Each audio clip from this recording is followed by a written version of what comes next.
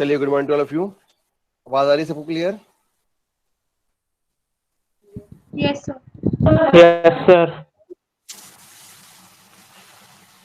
सो last class में अपन लोगों ने एफिशिएंसी के बारे में पढ़ा था, ठीक है। और एफिशिएंसी और इक्विवेलेंट सर्किट अपन ने देखा था। इसमें इसमें किसी कोई डाउट है क्या? एफिशिएंसी में, कंडीशन ऑफ मैक्सिमम एफिशिएंसी में या इक्विवेलेंट सर्किट में?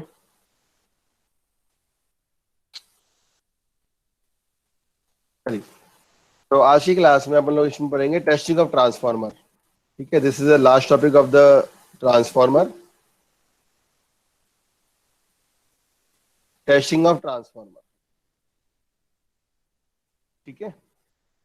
देखो, होता क्या है कि जब भी कभी अपन ट्रांसफार्मर का मैन्युफैक्चर होता है तो उस केस में कुछ कुछ ऐसे टेस्ट होते हैं जिससे कि ट्रांसफार्मर की मैन्युफैक्चरिंग टेस्ट करी जाती है। और ये देखा जाता है कि जब भी अपन ट्रांसफार्मर को लोडेड कंडीशन में यूज करेंगे उस टाइम पे ट्रांसफार्मर की एफिशिएंसी अपन को सही मिले, ठीक है ना। तो उसके लिए क्या करते हैं अपन लोग? सबसे पहला एक टेस्ट जो आपने देखा था उसका नाम है number 1 is open circuit test, या आप लोगों ने प्रैक्टिकल में भी परफॉर्म किया हुआ है, या फिर इसका दूसरा नाम क्या होता है? नो लोड टेस्ट, ठीक है ना। इसका मतलब क्या है कि इस टाइम पे जो सेकेंडरी वाइंडिंग जो रहेगी ट्रांसफार्मर की, वो आप लोग की इसमें ओपन रहेगी और इसको अपन नो लोड टेस्ट भी बोला जाता है। और जो सेकेंड जो है, second one is short circuit test, short circuit test, या फिर दूसरा नाम क्या होता है इसका? Impedance test. इसमें सिंपली अपन क्या निकालते हैं? इसमें इम्पीडेंस की वैल्यू निकालते हैं।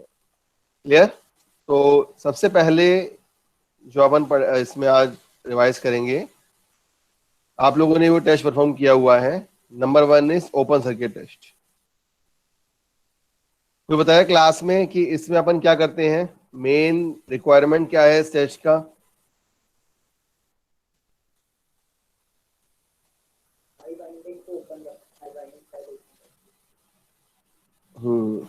और हाई वोल्टेज वाइंडिंग को ओपन करेंगे। और बताओ बेटा।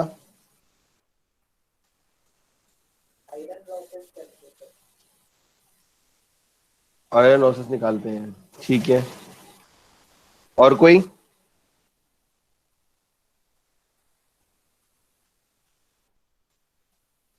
हम्म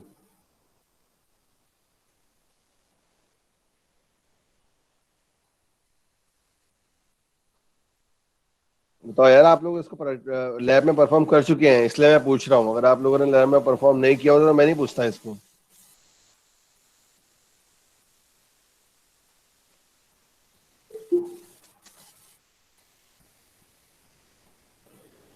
बताइए कोई भी।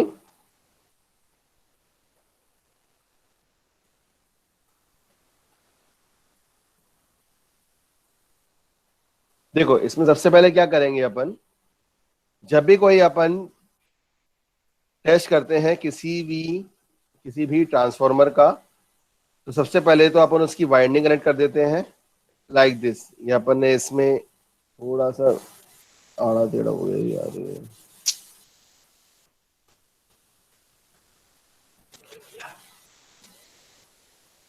इसके अपन ने इसमें यहाँ पे ट्रांसफार्मर का अरेंजमेंट यूज कर लिया, ठीक है। और इसी अरेंजमेंट में अपन ने क्या किया? यहाँ पे वाइंडिंग को कनेक्ट किया हुआ है, प्राइमरी वाइंडिंग को और सेकेंडरी वाइंडिंग को, लाइक दिस। सभी लोग डायग्राम बना लें ये वाला, ठीक है। तो इससे अपन को ये लिख रहा है कि ट्रांसफार्मर की प्राइमरी साइट, मतलब प्राइमरी वाइंडिंग में अपन ने इस तरीके से इसमें कनेक्शन किया हुआ है। इसको अपन एल वी भी बोल सकते हैं और एल टी भी बोल सकते हैं। एल टी मतलब लो टेंशन साइड और एच टी मतलब हाई टेंशन साइड। और सेकेंडरी वाइंडिंग अपन ने जो है उसको ओपन रखा हुआ है यहाँ पे।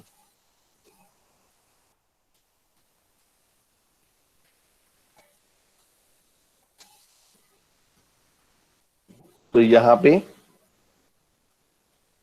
V2 और E2 अपना बराबर मिलेगा। क्यों? क्योंकि अपन यहाँ पे ओपन सर्किट टेस्ट यूज कर रहे हैं और इसमें सेकेंडरी वाइंडिंग आपकी ओपन रहेगी।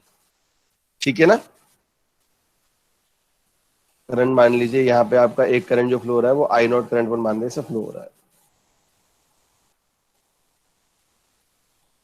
क्लियर? अभी क्या किया मैंने यहाँ पे, जो अपन पैरेलल ब्रांच यूज करते थे उस ब्रांच को मैंने अभी यहाँ कनेक्ट नहीं किया हुआ है। वो अपन जब पैरामीटर की वैल्यू निकालेंगे तब उसका यूज करेंगे। यहाँ पे मैं आप लोगों को बता देता हूँ कि इसमें सिंपली अपन क्या करते हैं, वी कैन यूज, सबसे पहले अपन इसमें एक वोल्ट मीटर यूज करते हैं। ठीक है, एक वॉट मीटर और एक एमीटर। वोल्ट मीटर क्या है के लिए कि आपका इसमें वोल्टेज की रेटिंग कितनी है इसमें आपका, वो देखने के लिए। एमीटर का के लिए अपन करंट की रेटिंग देखने के लिए यूज कर रहे हैं। और वॉट मीटर का यूज क्यों कर रहे हैं अपन, यहाँ पे कितनी पावर रेटिंग इसमें आ रही है ये चीज इसमें देखने के लिए अपन यूज कर रहे हैं। ठीक है, तो 3 टाइप की इसमें आपकी रेटिंग अपन देखते हैं। जब भी कभी अपन लोगों को इसमें ट्रांसफार्मर में सबसे पहली चीज जो है, जो ओपन सर्किट टेस्ट है, इसका मेन सिग्निफिकेंस ये है कि अपन इसको इसमें लॉसेस प्रेजेंट फाइंड आउट करने हैं। ठीक है ना? ओपन सर्किट टेस्ट है, इसका मतलब क्या है कि इसमें सबसे पहला यहाँ पे क्या है, ये पूरा का पूरा कोर मटेरियल अपन यूज कर रहे हैं इन दिस। तो यहाँ पे जो सबसे पहला जो रहेगा वो आपका क्या रहेगा, इसमें आपका कोर लॉसेस, या फिर अपन उसको आयरन लॉस या एक्साइटेशन, ये भी अपन इसको बोल सकते हैं। ठीक है ना? क्लियर? यहां तक किसी कोई डाउट क्लास? इसको जो अपन करेंगे वो लो टेंशन साइड इसको करेंगे, और जो हाई टेंशन साइड है आपका, हाई टेंशन बोल लो या फिर उसको हाई वोल्टेज बोल लो, वो वाली साइड इसकी आपकी ओपन रहेगी। क्लियर? और with the help of volt metre, ammeter और वॉट मीटर, इन तीनों की हेल्प से अपन इसमें क्या करते हैं, we can find out the value of losses और जो भी पैरामीटर इसमें गिवन होगा। ठीक है, आगे बढ़ू मैं। डायग्राम बना लिया सब लोगों ने? और इसी तरीके से यहाँ पे क्या रहेंगे, ये this is the number of turns in primary winding, number of turns in secondary winding, N1 N2।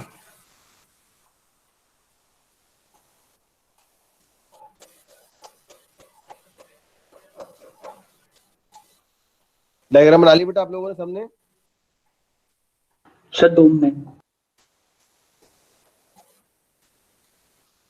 ठीक है, तो इसमें लिखिए अब, the purpose of this test, open circuit test में, the purpose of this test is to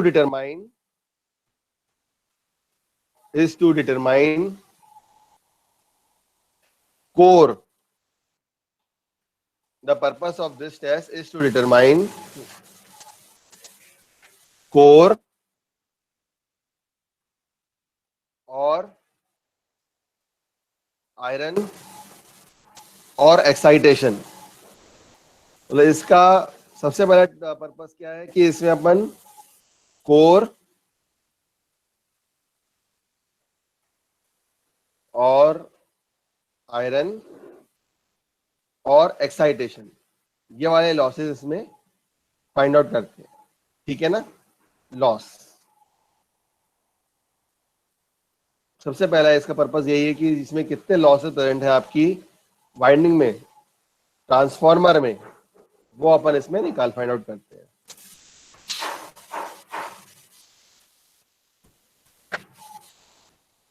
ठीक है, एक तो निकालते हैं कॉमा लॉस निकलेगा, कॉमा PI पावर कितना है इसमें आपका, and no load current, I0। मतलब वॉट मीटर रीडिंग की हेल्प से अपन ये देख लेंगे इसमें कि आपका इसमें पावर कितना आ रहा है, लॉसेस कितने आ रहे हैं, और with the help of voltage and current we can also find out the value of PI। And secondly no load current with the help of ammeter, इसमें कितना करंट आपका आ रहा है वो निकाल सकते हैं। और इसी के साथ साथ and thereby the shunt branches parameter, the shunt branch parameters, मतलब शंट में जो आपने ब्रांच कनेक्ट करी हुई है उसके पैरामीटर भी निकाल सकते हैं अपन, that is R naught and X naught. Shunt branch के पैरामीटर से मतलब ये है कि जो अपन ने पहले बनाए थे ना, दिस वन, ये दिख रहा है आपको, ये जो है लेफ्ट साइड में आपका, this is the shunt branch parameter, मतलब आर नॉट की वैल्यू और एक्स नॉट की वैल्यू, ये भी अपन ऐसे फाइंड आउट कर सकते हैं। For which? For open circuit test. ठीक है, तो समझ आया आप लोगों को? इसमें अपन तीन चीजें निकालते हैं। Number one is this losses, कौन कौन से लॉसेस प्रेजेंट है। सेकेंड वन, इसमें पावर, करंट, और जो भी आपका इसमें शंट ब्रांच कनेक्ट होगा, जब अपन इसका इक्विवेलेंट सर्किट बनाएंगे, अभी तो बनाया है कि अभी अपन ने सिंपल इसका सर्किट डायग्राम बना दिया है, this is a circuit diagram. ठीक है ना, सर्किट डायग्राम में यहाँ पे क्या किया अपन लोगों ने, इसको मैं अगर आपको एक्सप्लेन करूं तो यहाँ पे अपन ने एक 230 वोल्ट की एसी सप्लाई वोल्टेज दे दिया यहाँ पे। ठीक है, 230 वोल्ट का एसी सप्लाई वोल्टेज दे दिया। इसके बाद यहाँ पे ये जो सिंगल वाइंडिंग ट्रांसफॉर्मर है, this is a auto transformer, single phase auto transformer, auto transformer बोल सकते हैं इसको, और अपन इसको वेरिएक भी बोल सकते हैं, we can also call as variac, और इसको डायमर स्टेट भी बोलते हैं। ठीक है ना, दो तीन नाम होते हैं। इसका काम ये रहता है कि आपको अलग अलग डिफरेंट वोल्टेज पे आपकी रीडिंग्स को कैलकुलेट करना। जैसे कि मान लीजिए 230 वोल्ट तो आपकी कांस्टेंट वोल्टेज है, अब मान लो मेरे को अपनी वोल्टेज की वैल्यू कम में देखनी है, ठीक है ना, कम में देखनी है, मतलब 50 वोल्ट 60, जितना ही वोल्टेज आपका इसमें, आप इसमें वेरी कर सकते हैं। लेकिन एक चीज ध्यान रखनी पड़ेगी, आप वोल्टेज को उतना ही वेरी करेंगे जितना आपको मैक्सिमम करंट उसमें अवेलेबल रहेगा आपकी वाइंडिंग के अक्रॉस। जब अपन इसकी नेम प्लेट रेटिंग देखते हैं, एक नेम प्लेट रेटिंग होती है किसी भी ट्रांसफॉर्मर की।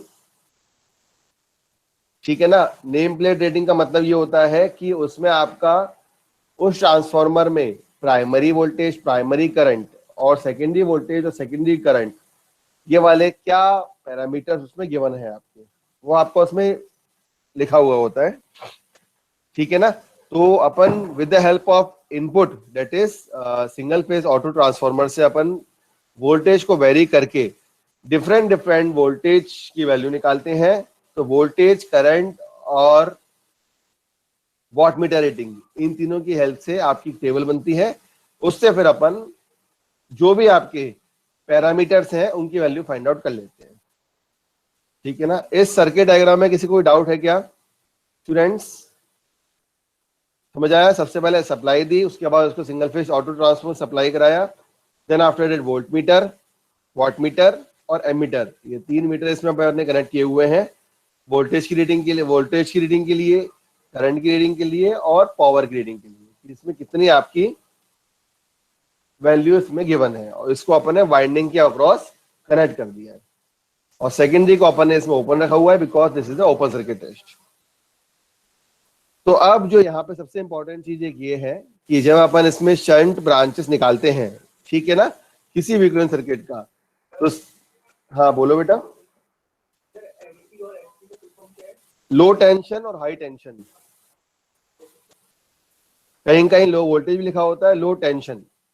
ठीक है ना, जो आपकी वायरिंग भी होती है ना समझ, तो उसमें अपन लो टेंशन वायर और हाई टेंशन वायर इसका भी यूज करते हैं। ठीक है ना, जैसे कि लो वोल्टेज हाई वोल्टेज है, वैसे ही लो टेंशन हाई टेंशन। क्लियर? तो इसमें सबसे इंपॉर्टेंट जो रहता है वो रहते हैं इसके पैरामीटर्स। सबसे नंबर वन, सबसे पहले जो अपन इसका पैरामीटर निकालेंगे, वो आप लोगों ने देखा भी होगा कि we can find out the parameter at इस इक्वेशन जैसी आपकी आ रही है, जो भी आपकी आर नॉट और एक्स नॉट के पैरामीटर्स अपन को निकालने हैं। ठीक है ना, तो आर नॉट और एक्स नॉट के पैरामीटर जो भी उसमें आपकी इक्वेशन गिवन रहेगी ना, उससे अपन निकालेंगे। ठीक है ना, दैट इज आई की वैल्यू क्या है आपकी यहाँ पे, आई नॉट और फाई नॉट।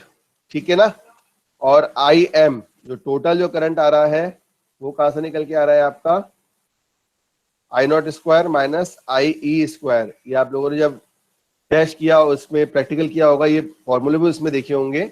तो इसमें यहाँ पे जो आई ई और आई एम की वैल्यू निकली है, इससे आपकी किसकी वैल्यू निकलेगी, आर नॉट की वैल्यू।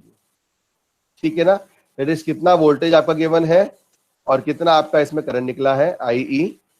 यहाँ पे जो आई ई की वैल्यू है, we can also analyse that value with the help of voltage और जो भी उसमें पावर निकल के आ रहा है। ठीक है, आई नॉट कॉस फाई नॉट से भी निकाल सकते हैं, या फिर कितना आपका इसमें पावर गिवन है और कितना आपका इसमें वोल्टेज दिया हुआ है, इससे भी अपन इसकी वैल्यू निकाल सकते हैं, जिससे कि आर नॉट की value we can also find out with the help of V one square divide by P naught. ठीक है, तो ये फॉर्मूलेज हैं, ये बुक में भी है गिवन, और जो आपका इसमें अपन यूज करते हैं ओपन सर्किट टेस्ट और शॉर्ट सर्किट टेस्ट के टेस्टिंग की अरेंजमेंट का, उससे भी निकल के आता है। और and similarly we can also find out the value of X naught, जो भी उसमें करंट फ्लो हो रहा होगा ना, इट इज एक्स नॉट में आपका आई एम करंट फ्लो होगा तो उसकी वैल्यू निकाल लेंगे, that is it is equal to the V one upon under root of I naught square minus I square. ठीक है, और जो आपका इसमें डिफरेंट आप वैल्यूज निकालते हैं वो कौन कौन से निकालते हैं, कोई बताएगा मेरे को? यहाँ पे अगर मेरे को डिफरेंट जो वोल्टेज करंट और पावर निकालना है वो कौन कौन सा निकल के आएगा, जब अपन किसी भी एक ओपन सर्किट टेस्ट को परफॉर्म करते हैं, डिफरेंट अलग अलग इसमें वैल्यूज को with the help of single phase auto transformer को वेरी करके अपन लोग उसकी वैल्यूज निकाल सकते हैं। ठीक है ना, तो नंबर वन जो रहेगा वो क्या रहेगा, आपका कितना इसमें आपका वोल्टेज गिवन है V1, ठीक है, कितना आपका इसमें आई नॉट से आपका करंट आ रहा है इससे, और कितना आपका इसमें पावर है। अब ये जो तीन चीजें हैं, ये तीन चीजें कहाँ से आई हैं, ये तीन चीजें आई हैं आपकी कहाँ से, ये जो वैल्यू आपने V1 की वैल्यू निकालनी है, this is obtain from the volt meter reading. ठीक है ना, आई नॉट कहां से निकल के आएगा, आपका जो भी आपका उसमें एमीटर कनेक्टेड है उससे एमीटर रीडिंग, और पी नॉट की वैल्यू वॉट मीटर रीडिंग। समझ आया? ठीक है, और आर नॉट और एक्स नॉट क्या है, जो भी आप इसमें शंट ब्रांच कनेक्ट करते हैं इनपुट साइड में ट्रांसफार्मर की प्राइमरी वाइंडिंग में, वो हो जाता है आपका इसमें आर नॉट और एक्स नॉट। ये चीज अपन पहले भी देख चुके हैं जी, क्लियर? और जो वॉट मीटर रीडिंग जो इंडिकेट करती है, वो ये वैल्यू इंडिकेट करती है कि आपका उसमें जो आयरन लॉस है या कोर लॉस है वो कितना प्रेजेंट है। ठीक है, ये हो गया आपका R naught, this one is your X naught. R1 के अक्रॉस जो करंट फ्लो हो रहा है वो यहाँ पे IE फ्लो हो रहा है, एक्स नॉट के अक्रॉस जो करंट फ्लो हो रहा है वो आपका IM हो रहा है।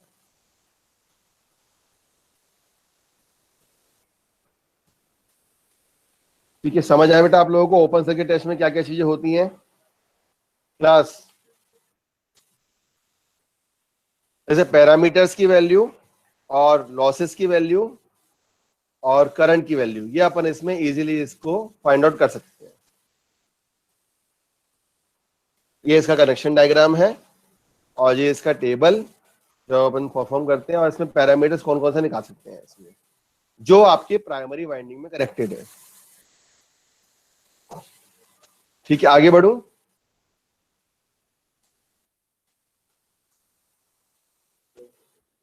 इसी के साथ नेक्स्ट जो है this is short circuit test. ठीक है ना, शॉर्ट सर्किट टेस्ट बोल सकते हैं इसको, या फिर we can also call it as a impedance test. ठीक है ना, यहाँ पे क्या हो जाता है, for that short circuit test जो आपका अरेंजमेंट है प्राइमरी वाइंडिंग का वो एज इट इज रहता है, बस इसमें डिफरेंट क्या आ जाता है, यहाँ पे भी आप एक ऑटो ट्रांसफार्मर कनेक्ट करेंगे। ठीक है ना, जैसे आप लोगों ने पहले भी किया होगा, ऑटो ट्रांसफार्मर कनेक्ट कर दिया आप लोगों ने, तो इसके ऑटो ट्रांसफार्मर के जस्ट बाद आपने क्या किया, यहाँ पे एक वोल्ट मीटर कनेक्ट किया कि कितना आप ऑटो ट्रांसफार्मर में वोल्टेज वेरी कर रहे हो, वो वोल्टेज आपके वोल्ट मीटर में कनेक्ट होगा। देन आफ्टर दैट इसमें आपने एक वॉट मीटर कनेक्ट कर दिया है, ठीक है ना। तो प्राइमरी अरेंजमेंट तो आपका यही रहेगा इसमें। देन आफ्टर वॉट मीटर के बाद इसमें क्या कनेक्ट किया है आपने, इसमें we can connect the ammeter. इसको अपन ने क्या किया, अपन ने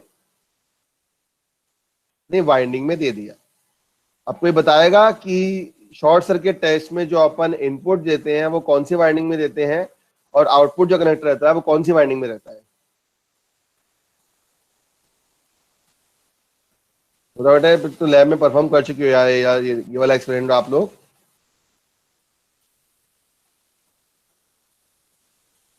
बताइए।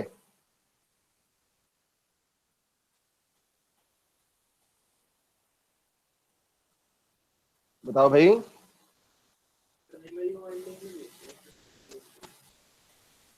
नहीं, प्राइमरी तो दे रहे हैं, लेकिन इनपुट की जो वाइंडिंग है हमेशा ये चीज प्राइमरी पर हाई टेंशन कि जब भी कभी अभी किसी ने लिखा भी है कमेंट में, सही लिखा हुआ है कि जब भी अपन शॉर्ट सर्किट टेस्ट परफॉर्म करेंगे तो हमेशा जो आपका इनपुट रहेगा वोल्टेज, वो हमेशा आपका यहाँ पे हाई वोल्टेज रहेगा, ठीक है ना। और जो आउटपुट में कनेक्ट रहेगा वो आपका यहाँ पे क्या रहेगा, लो वोल्टेज रहेगा, जिसको अपन क्या करेंगे, अपन वी कैन शॉर्ट, और यहाँ पे अपन एक एमीटर और कनेक्ट कर देते हैं जिसको अपन करंट की वे निकाल लेते हैं, ठीक है ना। ये अपन ने कर दिया इसको शॉर्ट सर्किट। समझ आया नहीं, मतलब इसमें क्या किया था अपन ने, ओपन सर्किट टेस्ट में अपन ने इनपुट सप्लाई अपन ने जो दिया हुआ था, वाइंडिंग अरेंजमेंट किया हुआ था वो सारा अपन ने N1 में लो वोल्टेज साइड किया हुआ था, या लो टेंशन साइड बोल सकते हैं, और आउटपुट जो है आपका हाई टेंशन साइड वो ओपन किया हुआ था। यही चीज अपन यहाँ पे करते हुए, यहाँ पे जो नंबर ऑफ टर्न्स है ये आपका N2 है और ये आपका N1 है, अगर आपको दोनों में सिमेट्री समझनी हो तो, ठीक है ना। यहाँ पे जो रीडिंग आएगी वही सिमिलरली जैसे आपका पहले था वो भी यहाँ पे भी रीडिंग आ जाएगी आपकी। इसमें भी आप पावर, करंट और जो आपका वॉटमीटर रेटिंग है वो अपन निकाल सकते हैं, ठीक है जी। जैसे मान लो कि यहाँ पे लेट द वॉटमीटर रीडिंग आपकी कितनी है, मान लीजिए यहाँ पे मैंने वॉटमीटर रीडिंग मान ली इसमें WC, ठीक है ना। मान लो यहाँ पे जो वॉटमीटर रीडिंग मैंने ये ले ली, if we can analyse the circuit, let the wattmeter reading is equal to WC, ठीक है ना। तो यहाँ पे सबसे पहला जो चीज अपन निकालेंगे ना, वो क्या निकालेंगे, यहाँ पे इसके लॉसेस निकालेंगे, ठीक है। जो भी इसमें आपके लॉसेस इसमें रहेंगे वो वैल्यू निकालेंगे, और उसी से आपके जो पैरामीटर इसमें निकल के आ रहे हैं, दैट इज इक्विवेलेंट पैरामीटर जो आपके निकल के आएंगे, जो आपने कैलकुलेट करे होंगे, इसमें आपकी इम्पीडेंस की वैल्यू, मतलब जेड इम्पीडेंस टेस्ट है तो जेड की वैल्यू अपन सबसे पहले निकाल सकते हैं। तो सबसे पहले अगर अपन जेड इक्विवेलेंट निकाल रहे हैं इसमें, तो with the help of V2SC, V2SC का मतलब ये है कि मान लो कि वोल्ट मीटर के अक्रॉस जो वोल्टेज निकला है वो मेरा V2SC निकला है, ठीक है ना। V2 मतलब क्योंकि अपन ने इसको हाई वोल्टेज साइड कनेक्ट किया हुआ है इसलिए मैंने इसको V2 नाम दे दिया, और शॉर्ट सर्किट टेस्ट इसको यूज कर रहे हैं। वहां पे पिछली बार अपन ने, इससे पिछले बार अपन ने I1 किया हुआ था, V1 किया हुआ था। सिमिलरली मान लो जो यहाँ पे करंट फ्लो हो रहा है वो मैंने मान लिया इसमें I2S, ठीक है ना।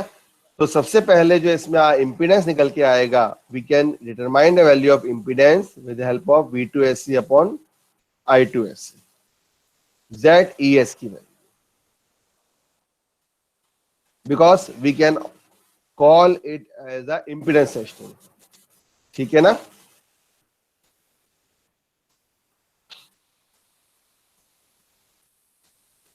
और similarly with the help of that VI rating, जो भी आपका वोल्टेज और करंट है या जो भी आपका वॉटमीटर रीडिंग आ रही है उससे अपन यहाँ पे RES की वैल्यू में निकाल सकते हैं। RES की वैल्यू क्या होगी, अपन जानते हैं P is equal to I square R, ठीक है ना, that is watt meter reading आ रही है यहाँ पे WC, तो जो आपका यहाँ पे वॉट मीटर रीडिंग आई है वो अपन ने ले लिया, डिवाइड बाय जितना भी करंट आपका इसमें फ्लो हो रहा है I2 स्क्वायर SC, इससे अपना RES निकल के आ गया। और RES और ZES की हेल्प से we can also determine the value of reactance, ठीक है। तो रिएक्टेंस की वैल्यू जो निकल के आएगी वो आएगी आपकी ZES का स्क्वायर माइनस RES का स्क्वायर, ठीक है। ये दो तीन चीजें अपन को इसमें देखनी पड़ेगी, ठीक है। तो इसमें दो चीज निकल सकती है, एक तो आपका फुल लोड कॉपर लॉस, मतलब जितना भी आपका इसमें कितना कॉपर लॉस है शॉर्ट सर्किट टेस्ट में वो निकलता है, और उसके साथ इसमें अपन निकालते हैं we can find out the value of equivalent resistance and reactance refer to the metering side. Metering side मतलब जहां पे आपने अपने मीटर्स कनेक्ट किए हुए हैं, मीटर से मतलब ये है वोल्ट मीटर, एमीटर और वॉट मीटर। तो इसमें लिख लेना we can calculate the full load बोल दो या फिर सिंपल कॉपर लॉस बोल दो। तो ओपन सर्किट से अपन ने क्या निकाला था, वहां से अपन ने कोर लॉस निकाला था, आयरन लॉस, और यहाँ पे अपन ने क्या निकाल लिया, we can find out the value of full load copper loss and equivalent resistance and reactance referred to metering side, मतलब जहां पे अपन ने मीटर्स कनेक्ट किए हुए हैं, ठीक है। समझ आया बेटा आप लोगों को क्या क्या चीज अपन ने इसमें करी? जो भी आपकी वॉट मीटर रीडिंग आई है उससे अपन ने कॉपर लॉस की वैल्यू निकाल ली, और यहाँ पे अपन ने रिएक्टेंस इसमें इंपीडेंस देख लिया कि ZES की वैल्यू, रेजिस्टेंस की value with the help of I square R loss उससे निकाल लिया अपन ने, और सिमिलरली XES की वैल्यू निकाल ली, ठीक है। तो समझ आया कि अपन इसमें ओपन सर्किट टेस्ट में और शॉर्ट सर्किट टेस्ट में अपन ने क्या क्या किया क्लास?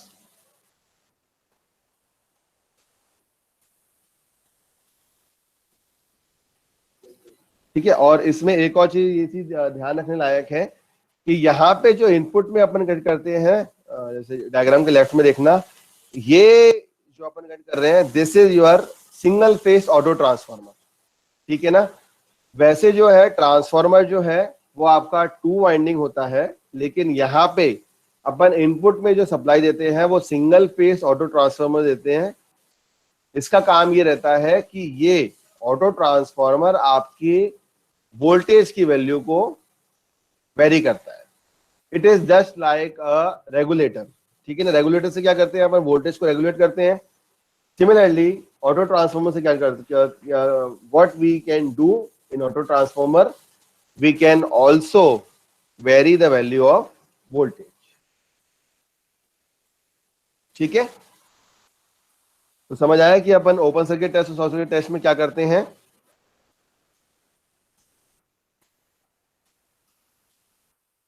आगे बढ़े हम। तो ये तो था आपका इसका थ्योरेटिकल पोर्शन, इसका जो भी आपका टेस्टिंग थी। अब अपन ने क्योंकि लास्ट क्लास में एफिशिएंसी और रेगुलेशन देखा था, तो now we are switch to the numerical portion कि इसमें कौन कौन, क्योंकि न्यूमेरिकल्स जो है इसके आपके ये बेसिकली इन्हीं टर्म से आते हैं, रेगुलेशन से और एफिशिएंसी से और ओपन सर्किट और शॉर्ट सर्किट टेस्ट से, इन्हीं चीजों से आपके न्यूमेरिकल्स भी निकल के आते हैं, ठीक है ना। तो न्यूमेरिकल नंबर 1 लिखिए सभी लोग अपनी कॉपी में।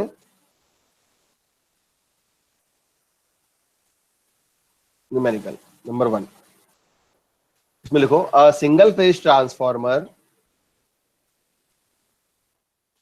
a single phase transformer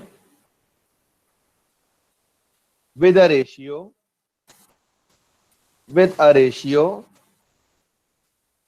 5:1 A single phase transformer with a ratio of 5:1 has primary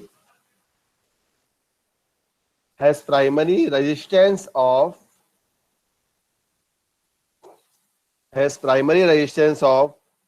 0.4 ohm and reactance of 1.2 ohm. A single phase transformer with a ratio of 5:1 has primary resistance of 0.4 ohm and reactance of 1.2 ohm, and the secondary resistance of 0.01 ohm and reactance of 0.04 ohm. Full stop. Secondary resistance of 0.01 ohm and reactance of 0.04 ohm. Full stop. Determine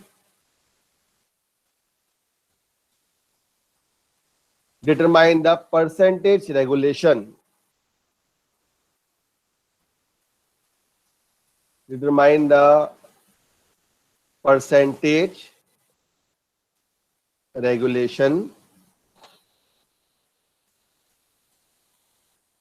regulation when delivering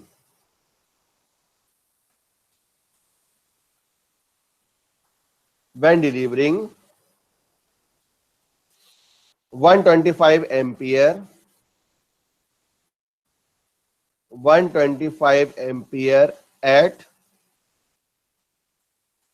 600 volt.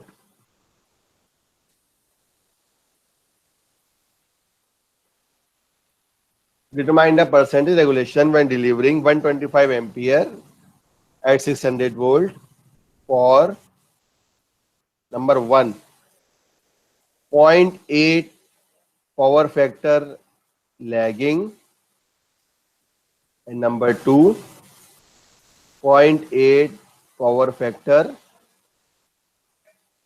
leading.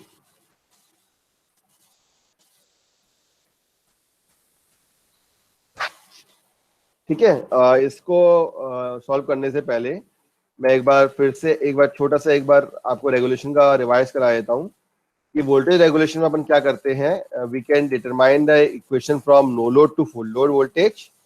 उसके लिए regulation का जो formula अपन use करते हैं, we can use the I2 R0 two cos phi plus I2 X0 two sin phi. ठीक है ना, ये इस इक्वेशन को अपन यूज करते हैं जैसे कि अपन ने यहाँ पे किया हुआ था. और जो आपका लैगिंग पावर फैक्टर और लीडिंग पावर फैक्टर के लिए अकॉर्डिंग अपन उसका साइन कन्वेंशन देखते हैं. ठीक है ना, चलिए. तो सबसे पहले अपन क्या करेंगे कि इसमें फाइंड आउट कर लेंगे कि इसमें क्या क्या वैल्यू आपकी गिवन है. ठीक है ना, तो सॉल्यूशन में सबसे पहले गिवन करके आप लोग लिख लीजिए कौन कौन से पैरामीटर्स में गिवन है आपके पास. तो आपको R1 दिया हुआ है. R1 की वैल्यू है आपकी 0.4 ओम. ठीक है ना, X1 दिया हुआ है 1.2 ओम. R2 दिया हुआ है इसमें आपका 0.01 ओम और X2 की वैल्यू दी है आपकी 0.04 ओम. ये वैल्यू दी हुई है. इसी के साथ आपको इसमें एक चीज ध्यान रखो कि इसमें आपका इनपुट वोल्टेज और इनपुट करंट नहीं दिया हुआ है. ठीक है ना, इसमें लिखा हुआ है determine a percentage regulation when delivering. ठीक है ना, बात समझ आ रही है. तो डिलीवरिंग से मतलब ये है कि जब भी डिलीवरिंग टर्म आता है तो वहां पे जो करंट और वोल्टेज है, तो एक करंट और वोल्टेज कौन से होंगे बताना जरा मुझे. ये वाला जो करंट और वोल्टेज है वो वाली कौन सी होगी, V1 I1 होगी या फिर V2 I2 होगी.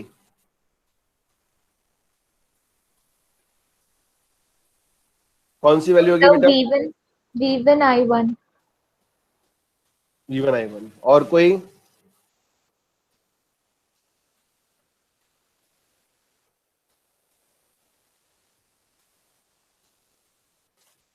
बेटा ध्यान रखो, यहाँ पे डिलीवरिंग लिखा हुआ है, ठीक है ना। तो यहाँ पे मतलब क्या है कि यहाँ पे सप्लाई नहीं लिखा हुआ, मतलब डिलीवर हो रहा है। डिलीवर का मतलब ये है कि वहां पे जो भी आपने यहाँ पे लोड कनेक्ट किया हुआ है ना, यहाँ पे जो भी लोड कनेक्ट किया हुआ है, ये आपको यहाँ से ये वाला करंट आया यहाँ पे आपके। और रेगुलेशन की एक चीज मैं आपको बता दूं कि रेगुलेशन आप तभी निकालोगे जब ट्रांसफार्मर आपका ऑन लोडेड कंडीशन में होगा, ठीक है ना। तो एक तो परसेंटेज रेगुलेशन निकालना है इसमें आपके, और इसमें लिखा हुआ है कि व्हेन डिलीवरिंग। डिलीवरिंग का मतलब ये होगा कि यहाँ पे जो करंट और जो वोल्टेज रहेगा वो आपका सेकेंडरी वाइंडिंग में जो आपका लोड कनेक्ट किया हुआ है उसकी वैल्यू रहेगी। इट इज I2 की वैल्यू आएगी आपकी 125 एम्पियर, और V2 की रहेगी आपकी 600 वोल्ट। समझ आया अंशिका और सुमैया? क्लियर? कोई डाउट तो नहीं बेटा? यहाँ पे अगर सप्लाई में ऊपर लिखा हुआ होता कि when the single phase supply of 230 volt 5 ampere, वो लिखा होता तो वो वहां पे अपन V1 I1 ले लेंगे, क्योंकि रेगुलेशन की बात आ रही है और डिलीवरिंग दोनों टर्म आ रहे हैं। और इसी के साथ साथ एक चीज और लिखी हुई है कि इसके साथ इसका cos फाई भी दे दिया है। तो ये तीनों चीजों से ये समझ में आना चाहिए, नंबर 1 ये, सेकंड ये, और थर्ड ये वाली कंडीशंस। इन तीनों से ही अपन को दिख रहा है कि यहाँ पे जो वोल्टेज और करंट है, this is a secondary voltage and secondary current. Clear? आगे बढ़े।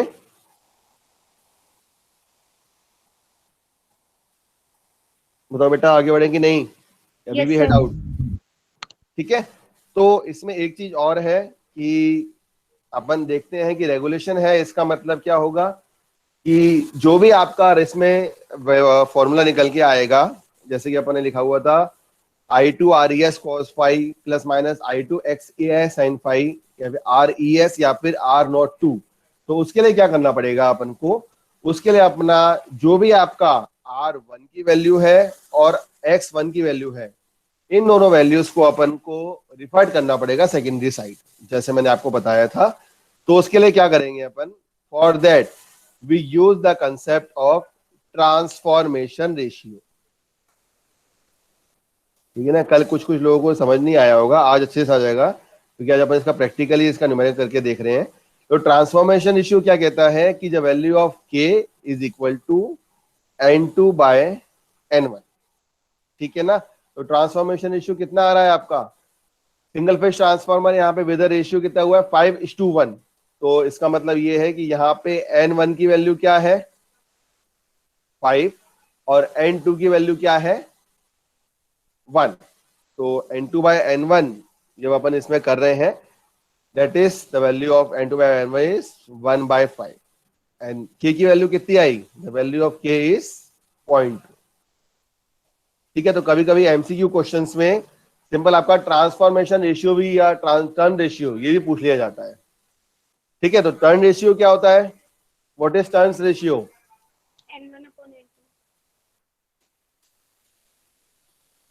टर्न रेशियो क्या होता है बेटा, बताइए? Sir N1/N2। Very good. तो टर्न रेशियो की जब भी बात होगी, टर्न रेशियो है N1/N2, और ट्रांसफॉर्मेशन रेशियो की जो बात होगी तो वो होगा आपका N2 बाय N1। यहाँ पे आपका single phase transformer with ratio 5:1 लिखा हुआ है। तो 5:1 लिखा हुआ है, इसका मतलब ये है कि जो पहला वाला जब भी इसमें इश्टू लिखा हुआ है, तो ये चीज ध्यान रखना कि जो नंबर 1 जो रहेगा वो आपका प्राइमरी वाइंडिंग है, दैट इज N1, इसके नंबर ऑफ टर्न्स है। और दूसरा वाला जो है वो हमेशा आपका सेकेंडरी नंबर ऑफ टर्न्स है। ठीक है ना। इस चीज का ध्यान रखना हमेशा आप लोग, है ना। अब अपन को क्या करना है? अपन को इक्विवेलेंट सर्किट बनाना है। उसके लिए अपन क्या कर रहे हैं, यहाँ पे इन पैरामीटर्स को अपन को रिफर करना पड़ेगा सेकेंडरी साइड में। ठीक है ना। तो उसके लिए क्या करेंगे? आपको R1 दिया हुआ है, R1 की वैल्यू कितनी है? 0.4। तो R1 से अपन क्या निकाल लेंगे? R1 dash, it is the value of R1 dash is equal to K square multiply by R1। R1 dash कितना निकल के आया? 0.2 स्क्वायर मल्टीप्लाई बाय R1 कितना है? 0.4 है ना। हाँ, R1 डैश कितना निकल के आया बेटा, जल्दी बताओ।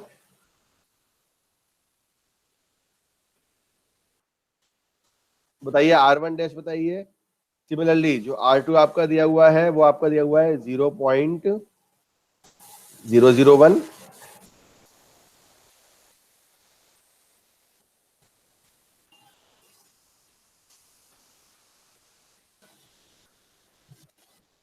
तो R1 0.016 जो R1 डैश की वैल्यू आई है आपकी, this implies that the value of R1 dash is equal to 0.016।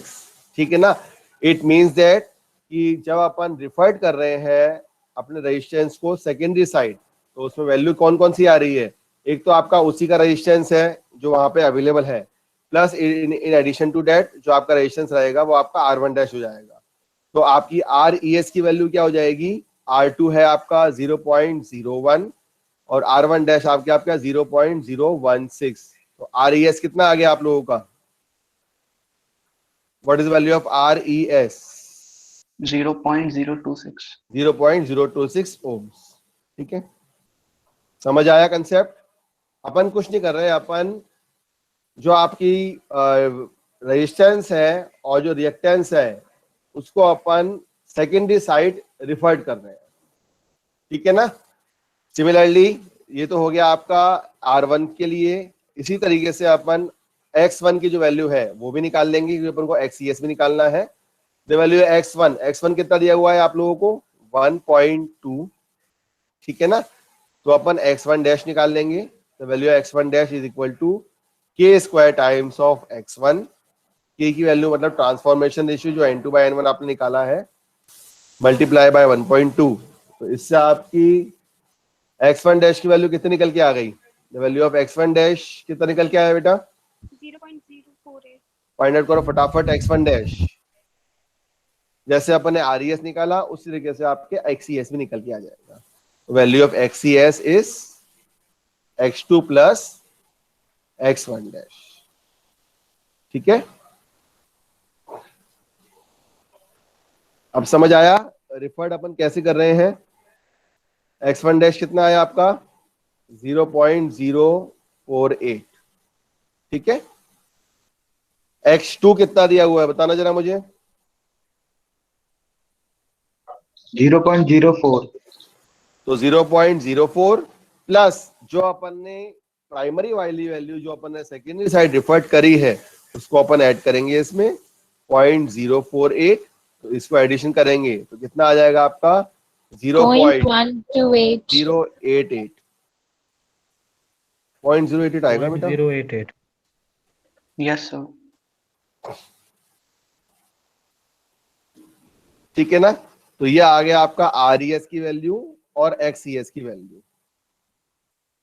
ठीक है, अब इस स्लाइड में कोई दिक्कत तो नहीं किसी को, आगे बढ़ू मैं। Yes sir. ठीक है, अब अपन को क्या दिया हुआ है, अब अपन क्या निकालेंगे, अब अपन को रेगुलेशन निकालना है। तो रेगुलेशन निकालने से पहले सबसे पहले अपन देखेंगे कि पहली कंडीशन क्या दी हुई है। पहली कंडीशन दी हुई है आपकी 0.8 पावर फैक्टर लैगिंग। तो number 1 condition is 0.8 power factor lagging. ठीक है ना। इसका मतलब क्या है कि यहाँ पे जो आपका cos फाई की वैल्यू है, what is the value of cos phi, कोई बताएगा। cos फाई की वैल्यू कितनी है, पावर फैक्टर है बेटा, cos फाई तो है वो, cos फाई है। सिमिलरली cos फाई वो भी कौन सा, सेकेंडरी साइड वाला cos फाई 2। तो cos फाई से अपन क्या निकाल लेंगे, we can also find out the value of sin phi 2। निकालो कितना आया sin phi 2, that is sin terms of cos inverse of 0.8। कितना आएगा ये sin फाई 2, sin फाई 2 कितना निकल के आया, 0.6। 0.6। 0.6। Very good. ठीक है ना। तो अपने पास अब क्योंकि अपने पास सेकेंडरी वाइंडिंग है और अपन को ये पता है कि रेगुलेशन क्या होता है, we know that the value of percentage regulation is equal to E2 minus V2 divide by E2 multiply by 100। V2 आपके पास गिवन है, मतलब 600 वोल्ट वो आपको गिवन है, आपको निकालना E2 है। तो अपन को फॉर्मूला पता है, we know that the secondary induce voltage, क्या फॉर्मूला होगा कोई बताएगा? The value of secondary induced voltage with the help of equivalent circuit, the value of E2 is equal to V2 plus I2 RES cos phi 2 plus, क्योंकि power factor lagging है, I2 XES sin phi 2। यहाँ कुछ नहीं किया अपन लोगों ने, जैसे आपने यहाँ पे रेजिस्टेंस कनेक्ट है या रिएक्टेंस कनेक्ट है, ठीक है ना, यहाँ पे आपका एक लोड कनेक्ट है, तो अपन ने क्या किया, यहाँ पे मान लो यहाँ पे जो वोल्टेज है वो E2 है और यहाँ पे जो वोल्टेज है V2 है, तो अपन जो इसमें ड्रॉप रहेगा ना E2 माइनस V2 का, वो अपन ने ले लिया है, तो वो RES और XES इसके टर्म पे आ रहा है, तो उसको अपन ने यहाँ पे लिख लिया, ठीक है ना। तो जब भी कभी सेकेंडरी इंड्यूस वोल्टेज, मतलब मान लो यहाँ पे मैंने सिंपल एक केवीएल इक्वेशन यूज कर ली, इस केवीएल इक्वेशन को यूज किया तो सेकेंडरी इंड्यूस वोल्टेज क्या आ गया मेरे पास, I2 RES cos phi, जो भी आपका यहाँ पे करंट फ्लो हो रहा है और जो पावर फैक्टर कनेक्टेड है, वैल्यू गिवन है वो, और in addition to that voltage. तो V2 आप लोगों को पता है कितना है 600, I2 भी पता है 125, RES अपन ने निकाल ही लिया है, RES कितना आया है RES कितना आया है 0.026 0.026 RES की वैल्यू आ गई। cos phi 2 आपको गिवन ही है इसमें 0.8, ठीक है ना, एक वैल्यू हो गई, प्लस 125 मल्टीप्लाई बाई XES कितना दिया हुआ है 0.088, हाँ 0.088 मल्टीप्लाई बाई 0.6 आपने निकाल ही लिया है इसकी वैल्यू, sin phi 2 की वैल्यू, और ये निकल गया। तो आपकी E2 की वैल्यू फाइंड आउट करिए फटाफट, इसमें कितनी आई और बताइए मुझे। 609.2। वेरी गुड, 609.2 ये आ गया आपका E2। Now we know that the percentage regulation आपको पता है कितना होता है, the value of left right hand side में देखिए, percentage regulation that is E2 minus V2 divide by E2 multiply by 100। E2 आपका इसमें निकल गया कितना 609.2, V2 आपको गिवन है 600 डिवाइड बाय 609.2 मल्टीप्लाई बाय 100। इसका जैसे अपन इसको सॉल्व करेंगे तो आपका ऐसे परसेंटेज रेगुलेशन निकल आएगा, कितना आया बताइए, and this answer is for lagging power factor, और इसी के साथ साथ अपन उसको लीडिंग के लिए भी करेंगे। 1.5 1.51, ठीक है, समझ आया सबको। तो आपको जो आपका सेकेंडरी इंड्यूस वोल्टेज है ना बेटा, वो आपको इसमें देखना पड़ेगा। ये तो हो गया 0.8 पावर फैक्टर लैगिंग के लिए।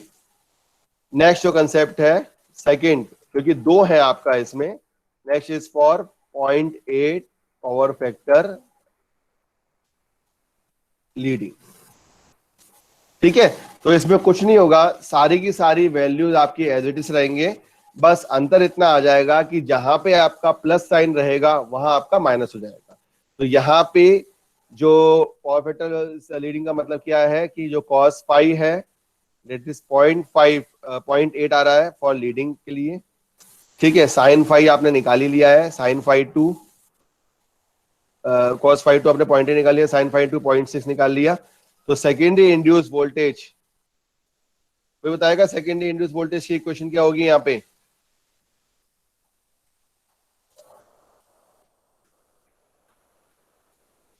समर्थ आपकी आवाज नहीं आ रही बेटा।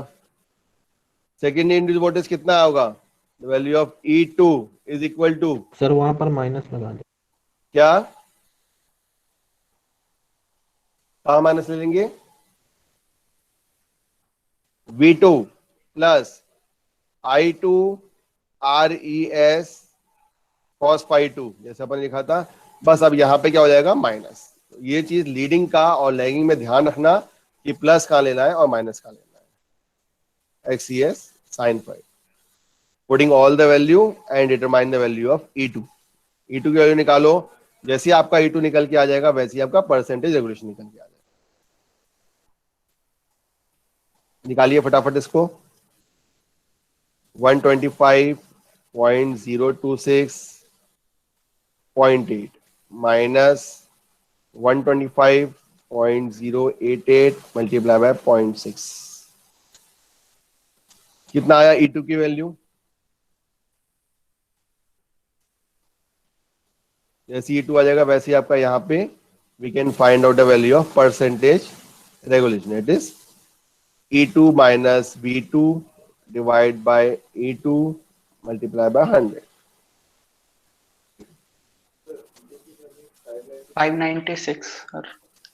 590 596 597 596 597, एक दो में कोई दिक्कत नहीं आती। तो E2 आ गया आपका 596।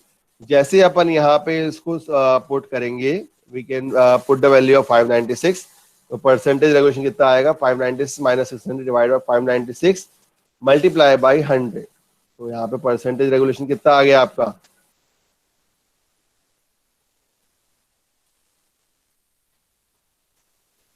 0.67 ऑफ नेगेटिव। Yes sir. ठीक है, तो यहाँ पे दिख रहा है कि जब लैगिंग पावर फैक्टर था, ठीक है ना, तो वहां पे जो रेगुलेशन था वो ज्यादा आया था आपका पॉजिटिव में, और जब लीडिंग पावर फैक्टर था उस केस में आपका रेगुलेशन मतलब डिफरेंस आपका इसमें कम आया था, मतलब नेगेटिव में आया। ठीक है, तो एक बार और आप लोग ये वाला न्यूमेरिकल देखिएगा। नेक्स्ट क्लास में अपन कल की क्लास में और न्यूमेरिकल देखेंगे और इसको फाइंड आउट करेंगे।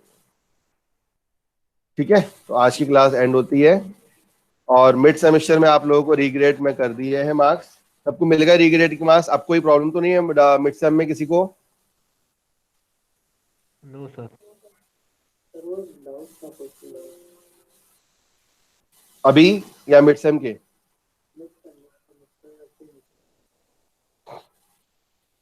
तुमने व्हाट्सएप आप नहीं किया था मेरे को? मैं रिप्लाई करता हूँ उसमें। ठीक है, ओके,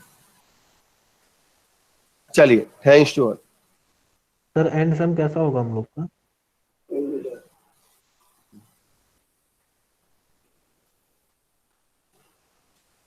अब लेफ्ट नेक्स्ट क्लास के लिए जा सकते हैं।